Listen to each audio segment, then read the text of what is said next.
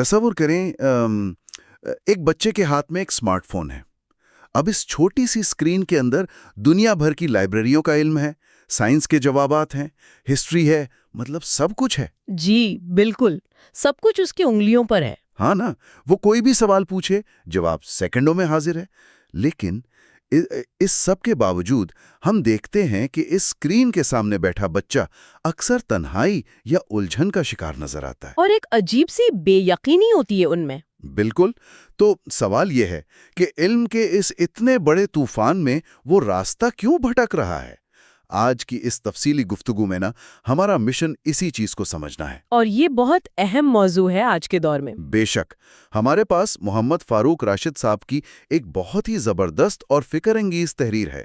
اس پر ہم deep dive کریں گے اور دیکھیں گے کہ ٹیکنالوجی کے اس دور میں اسکول اور استاد کا اصل کردار آخر رہ کیا گیا ہے۔ اور ہم اس بات پر بھی بات کریں گے نا کہ لوگ جو اسکول کو صرف ایک عمارت یا بس نمبروں کی دوڑ سمجھتے ہیں، یہ سوچ کتنی غلط ہے۔ جی بالکل، میں اسی طرف آ رہا تھا۔ ہم اس روایتی سوچ کا گہرائی سے جائزہ لیں گے۔ چلیں اس کو تفصیل سے سمجھتے ہیں کہ کلاس روم کی چار دیواری کے اندر اصل میں ایک انسانی ذہن بنتا کیسے ہے۔ اور اس پر بات کرنا اب واقعی ایک ضرورت بن چکا ہے، کیونکہ ہم نے تعلیمی نظام کو بس ایک فیکٹری ماڈل بنا کر رکھ دیا ہے۔ Factory model? مطلب آپ کا اشارہ اس طرف ہے کہ جیسے کوئی پروڈکٹ بن رہی ہو؟ بالکل ایسا ہی ہے۔ ہم سمجھتے ہیں کہ طالب علم ایک خام مال کی طرح اسکول میں آئیں گے اور ایک مقررہ وقت کے بعد ان کے ہاتھ میں ایک سرٹیفکیٹ تھما دیا جائے گا، مطلب جیسے فیکٹری سے کوئی چیز پیک ہو کر نکلتی ہے نا۔ ہاں، اور ہم نے چیزوں کو خانوں میں بانٹ دیا ہے، بس گریڈز اور نمبر ہی سب کچھ رہ گئے ہیں۔ جی، ہم صرف نظر آنے والے نتائج تک محدود ہو گئے ہیں۔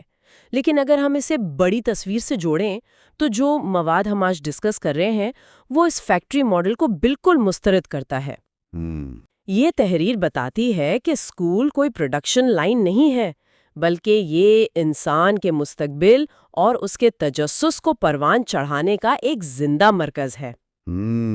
میں اس بات سے 100% متفق ہوں کہ ہم نے تعلیم کو بہت مشینی سا بنا دیا ہے، اور اسی لیے مجھے اس تحریر کی وہ بات بہت پسند آئی جہاں استاد کو ایک خاموش معمار کہا گیا ہے۔ بالکل، خاموش معمار جو عمارتیں نہیں بلکہ ذہن بناتا ہے۔ جی، اور عموماً لوگ اس عمل کو سمجھانے کے لیے مجسمہ ساز کی مثال دیتے ہیں کہ استاد ایک پتھر کو تراش کر مجسمہ نکالتا ہے، لیکن سچ کہوں تو مجھے یہ مجسمہ ساز والی تشبیہ تھوڑی پرانی لگتی ہے۔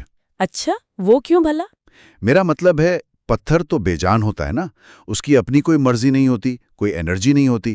میں جدید دور کے استاد کو مجسمہ ساز کے بجائے معلومات کے طوفان میں ایک نیویگیشن سسٹم یا GPS کے طور پر دیکھتا ہوں۔ ارے واہ، نیویگیشن سسٹم، یہ واقعی بہت زبردست اینگل ہے۔ مطلب بچے کے پاس اپنی توانائی ہے، اپنا ایک انجن ہے، لیکن اسے یہ نہیں معلوم کہ مڑنا کہاں ہے اور کس راستے پر جانا ہے۔ بالکل صحیح کہہ رہے ہیں آپ۔ تو میں آپ سے یہ پوچھنا چاہ رہا تھا کہ تحریر کی روشنی میں یہ جو استاد کا نیویگیشن سسٹم ہے، یہ کلاس روم میں 50 الگ الگ بچوں کے ساتھ ایک ہی وقت میں کیسے کام کرتا ہے؟ وہ مطلب انفرادی صلاحیت کو کیسے پہچان لیتا ہے؟ دیکھیں، یہ نیویگیشن والی تشبیہ جو آپ نے دی نا، یہ آج کے دور کے بالکل مطابق ہے، اور یہیں پر استاد کا خاموش معمار ہونا نظر آتا ہے۔ کلاس روم میں کوئی اچانک جادو نہیں ہوتا، یہ سب روزمرہ کے باریک مشاہدے کا کمال ہے۔ باریک مشاہدہ مطلب استاد ہر بچے کو نوٹس کر رہا ہوتا ہے؟ جی بالکل۔ اب فرض کریں ایک بچہ ہے جو ریاضی کے سوال حل کر لیتا ہے، لیکن وہ اتنا شرمیلا ہے کہ کلاس میں ہاتھ نہیں کھڑا کر پاتا۔ ہاں، ایسا اکثر ہوتا ہے بچوں کے ساتھ۔ تو اب ایک عام نگران یا چیکر تو بس یہ دیکھے گا کہ کاپی پر کام مکمل ہے یا نہیں، لیکن جو استاد ہے نا، وہ اس بچے کی باڈی لینگویج کو پڑھے گا۔ وہ دیکھے گا کہ بچہ جواب جانتا ہے مگر ہچکچا رہا ہے۔ تو وہ اسے بورڈ پر بلائے گا؟ نہیں، وہ زبردستی بلا کر اسے شرمندہ نہیں کرے گا، بلکہ کسی بہت چھوٹے سے آسان سے سوال پر اس کی رائے مانگے گا اور پھر سب کے سامنے اس کی حوصلہ افزائی کرے گا۔ یہ جو روز کی بنیاد پر خوف کم کرنے کا عمل ہے نا، یہی دراصل وہ نیویگیشن ہے جو بچے کو اپنا آپ دکھاتی ہے۔ کیا بات ہے! اس کا مطلب ہے استاد وہ کام کر رہا ہے جو کسی سلیبس یا کورس کی کتاب میں لکھا ہوا ہی نہیں ہے۔ بالکل نہیں، یہ تو خالص انسانی تعلق کی بات ہے۔ اور میرے خیال میں یہی وجہ ہے کہ جب ہم بڑی بڑی کامیاب شخصیات کی کہانیاں سنتے ہیں تو ان میں ہمیشہ کسی استاد کا ذکر ہوتا ہے۔ مطلب وہ یہ نہیں کہتے کہ فلاں ٹیچر نے مجھے سائنس کا فارمولا رٹوایا تھا. ہاں، بلکہ وہ کہتے ہیں کہ فلاں استاد نے مجھ پر اس وقت یقین کیا تھا جب مجھے خود پر یقین نہیں تھا. بالکل. کیونکہ فارمولے تو وقت کے ساتھ بھول جاتے ہیں نا انسان، لیکن وہ جو ایک لمحہ ہوتا ہے جب کوئی آپ کو بتاتا ہے کہ آپ اہم ہیں، وہ دماغ میں چھپ جاتا ہے. استاد معلومات سے زیادہ نا رویے منتقل کرتا ہے. چلیں معلومات کے منتقل ہونے کی بات پر تھوڑا رکتے ہیں. یہاں بات واقعی بہت دلچسپ ہو جاتی ہے، کیونکہ اگر ہم اس نیویگیشن والے تصور کو آج کی ٹیکنالوجی، میرا مطلب ہے مصنوعی ذہانت یا اے آئی کے ساتھ ملا کر دیکھیں تو صورتحال کافی حد تک بدل گئی ہے. جی، بہت تیزی سے بدلی ہے صورتحال. اب دیکھیں نا، آج اگر ایک طالب علم کو ہسٹری یا سائنس پر کوئی لمبا چوڑا مضمون لکھنا ہے تو اسے لائبریری میں دھکے کھانے کی ضرورت نہیں. بالکل نہیں، وہ بس اے آئی کو ایک پرومپٹ دے گا. ہاں، وہ اے آئی ٹول کو کمانڈ دے گا اور 3 سیکنڈ کے اندر ایک زبردست، بغیر کسی گرامر کی غلطی کے مضمون اس کے سامنے ہوگا. تو یار، جب مشین معلومات دینے اور نیویگیشن کا کام اتنی تیزی سے کر رہی ہے تو کیا استاد کا کردار محدود نہیں ہو گیا؟ بظاہر تو یہی لگتا ہے نا کہ مشین نے جگہ لے لی ہے. تو پھر جب جواب مشین دے ہی رہی ہے تو استاد کی ضرورت کیا رہ گئی؟ یہ بہت اہم سوال ہے اور آج کل ہر جگہ اس پر بحث ہو رہی ہے.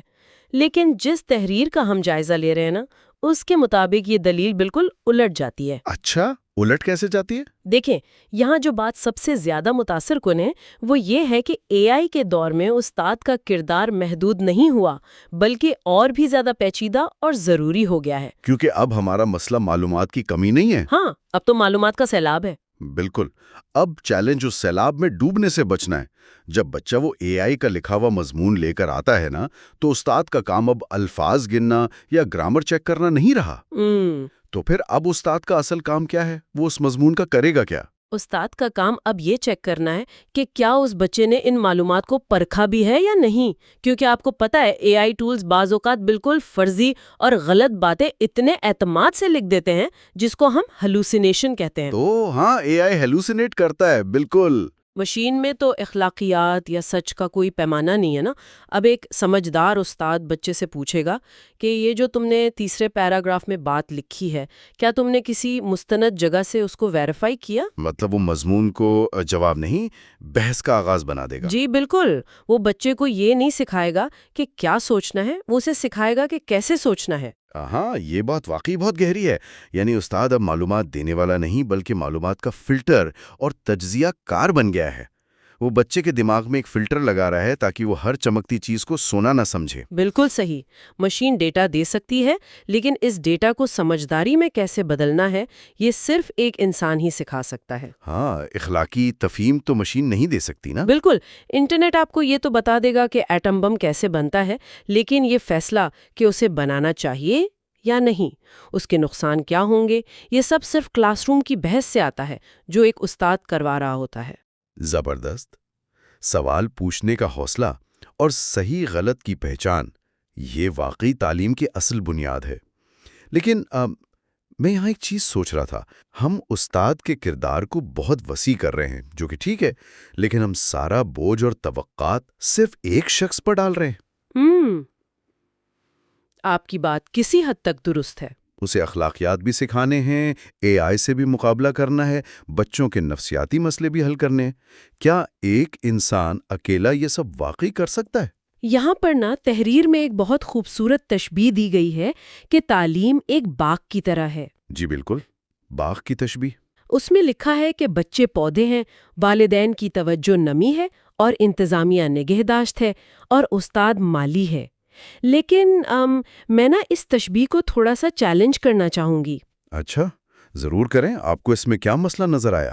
دیکھیں، سننے میں تو یہ بہت اچھا اور شاعرانہ لگتا ہے، لیکن پریکٹیکل لائف میں باغ کے پودے تو خاموشی سے کھڑے رہتے ہیں نا، وہ بغاوت تو نہیں کرتے. صحیح بات ہے، پودے تو شور نہیں مچاتے. اور دل اس افراتفری میں کیسے کام کرے گا؟ یہ آپ نے واقعی بڑا پریکٹیکل سوال اٹھایا ہے. اور سچ بتاؤں تو اس تشبیہ کا مطلب یہ بھی نہیں ہے کہ بچے بے جان پودے ہیں جو صرف حکم مانے. اصل میں یہ تشبیہ ایک ایکو سسٹم کی بات کر رہی ہے. Ecosystem? ذرا اس کو واضح کریں گے؟ دیکھیں، جب تحریر میں والدین اور انتظامیہ کا ذکر آتا ہے نا، تو وہ دراصل اسی افراتفری کو قابو کرنے کا ایک طریقہ بتا رہی ہے۔ اچھا، تو اساتذہ اور والدین کا یہ جو شریک سفر ہونا ہے، یہ کیسے کام کرتا ہے؟ فرض کریں ایک استاد نے کلاس میں سکھایا کہ بیٹا ناکامی سے گھبرانا نہیں ہے، یہ بھی سیکھنے کا حصہ ہے، لیکن جب وہی بچہ کم نمبر لے کر گھر گیا اور والدین نے اسے بہت ڈانٹا یا نالائق بول دیا تو کیا ہوگا؟ تو بچے کا دماغ الجھ جائے گا، اسے ڈبل میسج مل رہا ہے نا؟ بالکل، وہ کنفیوز ہو جائے گا کہ اسکول کی سنے یا گھر کی۔ لیکن اگر والدین اور استاد ایک پیج پر ہوں، والدین گھر پر بھی اسی طرح اس کی کوشش کی تعریف کریں، تو بچے کو سکون ملتا ہے۔ ہاں، تناؤ ختم ہو جاتا ہے اس کا۔ یہی وہ نمی ہے جو والدین اس تعلیمی باغ کو دیتے ہیں۔ وہ استاد کے لگائے ہوئے بیج کو ایک اچھا ماحول دے رہے ہوتے ہیں۔ بات سمجھ میں آ رہی ہے۔ جب دونوں طرف سے ایک ہی سپورٹ ملے تو جذباتی استحکام تو آئے گا نا۔ اور اسی چیز میں انتظامیہ کے کردار پر بھی بات کرنا چاہ رہا تھا۔ جی، وہ بھی بہت اہم کڑی ہیں۔ ہم عام طور پر سمجھتے ہیں کہ انتظامیہ بس فیس لینے یا ٹائم ٹیبل بنانے کے لیے ہے، لیکن اگر باغ والی تشبیہ کو آگے بڑھائیں تو کیا ان کا کام اس باغ کے گرد ایک مضبوط باڑ لگانا اور مالی کو اوزار دینا نہیں ہے؟ بالکل، 100%۔ انتظامیہ کا اصل کام ہی یہی ہے کہ وہ اساتذہ کو ایک محفوظ اور اچھا ماحول دے۔ تحریر میں بھی یہ بات صاف لکھی ہے کہ ادارے کی کامیابی بڑی عمارتوں سے نہیں ہوتی۔ ہاں، عمارتیں تو بس اینٹ اور پتھر ہیں۔ اگر انتظامیہ استاد پر ہر وقت دباؤ ڈالے گی، اس کی عزت نہیں کرے گی، تو استاد نا ایک سروائیول موڈ میں چلا جائے گا۔ ہاں، سروائیول موڈ، مطلب وہ بس اپنی نوکری بچائے گا؟ بالکل، وہ بس کتاب سے ریڈنگ کروائے گا اور کلاس سے نکل جائے گا۔ وہ جو تخلیقی سوچ یا نیویگیشن کی ہم بات کر رہے تھے نا، وہ تو تبھی ہوگی جب اسے ذہنی سکون ملے گا۔ صحیح، مطلب جب یہ سارے لوگ مل کر کام کریں گے تبھی وہ ایکو سسٹم کامیاب ہوگا۔ جی، سب ایک دوسرے سے جڑے ہوئے ہیں۔ تو یہ تو ایک پورا نفسیاتی چکر بن گیا نا۔ اب سوال یہ اٹھتا ہے کہ جب ہم اور یہ سارا نظام استاد سے اتنی توقعات لگا رہا ہے کہ وہ روزانہ انرجی کے ساتھ آئے، تو ہم اسے بدلے میں کیا دے رہے ہیں؟ یہ واقعی سوچنے کا مقام ہے۔ مطلب وہ اپنی بیٹری کہاں سے چارج کرتا ہے؟ استاد کوئی مشین تھوڑی ہے کہ رات کو پلگ ان کیا اور صبح تیار۔ یہاں تحریر میں ایک بڑا زبردست لفظ استعمال ہوا ہے کہ حوصلہ افزائی استاد کے لیے بالکل آکسیجن کی طرح ہے۔ اور آپ دیکھیں کہ مصنف نے آکسیجن کا لفظ ہی کیوں چنا۔ اسے کوئی بونس یا انعام نہیں کہا، بلکہ زندہ رہنے کی بنیادی ضرورت کہا ہے۔ ہاں، آکسیجن کے بغیر تو دم گھٹ جاتا ہے نا۔ بالکل، جب ہم اس کے نفسیاتی پہلو کو دیکھتے ہیں نا، تو جب کوئی محنت کرتا ہے اور اسے کوئی سراہتا نہیں، تو اس میں تناؤ کے ہارمونز بڑھتے ہیں، جسے ہم برن آؤٹ کہتے ہیں۔ ٹیچرز برن آؤٹ بہت عام ہے۔ لیکن جب اسی استاد کو کوئی اپریشیٹ کرتا ہے، کوئی چھوٹی سی تعریف کر دیتا ہے، تو اس کے دماغ میں ڈوپامین ریلیز ہوتا ہے، جو اسے خوشی اور مزید اچھا کام کرنے کی انرجی دیتا ہے۔ مطلب اگر میں سادہ الفاظ میں کہوں تو ایک والدین کا مسکرا کر شکریہ بولنا یا انتظامیہ کا کوئی اچھا جملہ، یہ بس فارمیلٹی نہیں ہے، یہ وہ پیٹرول ہے جو استاد کی موٹر کو دوبارہ سٹارٹ کر دیتا ہے۔ جی بالکل، اور اس کا اثر آپ کو کلاس روم میں صاف نظر آتا ہے۔ ہاں، انرجی تو ٹرانسفر ہوتی ہوگی بچوں میں بھی۔ جب استاد اندر سے خرس ہوتا ہے نا، تو وہ کلاس میں تھکے ہوئے قدموں سے نہیں آتا۔ اس کی آواز میں ایک کھنک ہوتی ہے، ایک کانفیڈنس ہوتا ہے، اور بچے تو فوراً بڑوں کی انرجی کیچ کرتے ہیں نا۔ بالکل، بچے بہت تیز ہوتے اس معاملے میں۔ ایک خوش دل استاد کی کلاس بورنگ ہو ہی نہیں سکتی، کیونکہ پھر وہ پڑھانے کو ڈیوٹی نہیں سمجھتا، وہ اس کا جنون بن جاتا ہے۔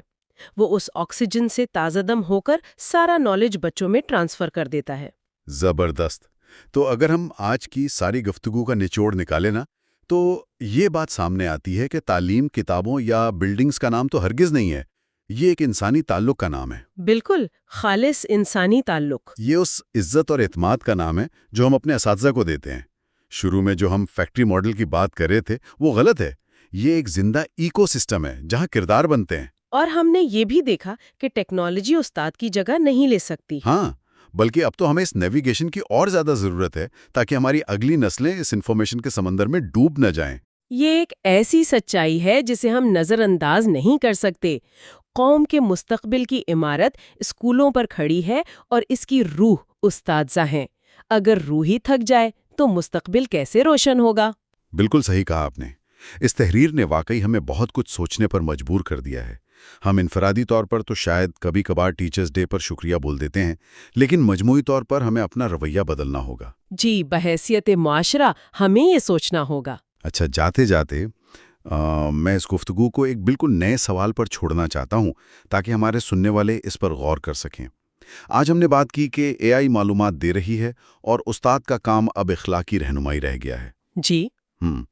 تو ذرا سوچیں، اگر مستقبل میں مصنوعی ذہانت واقعی فزکس، کیمسٹری اور ریاضی پڑھانے کا کام 100% سنبھال لے اور وہ یہ کام ہم انسانوں سے بھی بہتر کرنے لگے، تو کیا آنے والے وقتوں کا استاد مضامین پڑھانے والے کے بجائے مکمل طور پر ایک لائف کوچ یا ماہر نفسیات نہیں بن جائے گا؟ یہ تو ایک بہت ہی بڑا پیراڈائم شفٹ ہوگا۔ بالکل۔ اور اگر واقعی ایسا ہونے والا ہے تو کیا ہمارا موجودہ تعلیمی نظام، ہمارے اساتذہ اور خود ہم لوگ تعلیم کی اس اتنی بڑی تبدیلی کو قبول کرنے کے لیے تیار ہیں؟ یہ ایک ایسا سوال ہے جو آنے والے کل کی حقیقت بننے والا ہے۔ اور اسی کے ساتھ ہم آج کی اس تفصیلی گفتگو کو ختم کرتے ہیں۔